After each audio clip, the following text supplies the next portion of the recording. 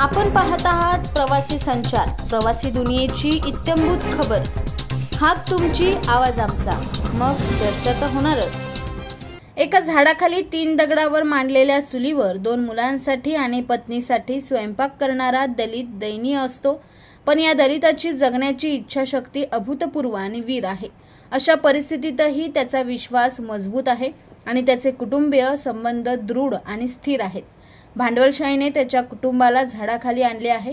हा दलित इतका दयनीय का झाला, या सर्वाचा शोध घेणे काळाची गरज होती आणि हे सर्व लेखणीने सर्वांच्या समोर आणण्याचे काम करण्याची होती।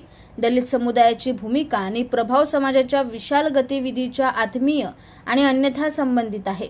दलितांचे जीवन म्हणजे डोंगरावरून वाहणाऱ्या ताज्या झऱ्याच्या जन्मासारखे आहे, खडकातून जन्म घेण्यासारखा। लोकांना समजून घेण्यासाठी आपण त्यांच्या बरोबर राहणे आवश्यक आहे। दलितांवरील लिखाण त्यांच्याशी बांधिलकी बाळगायला त्यांच्यासोबत राहूनच सगळ्यांना कळलेले असते।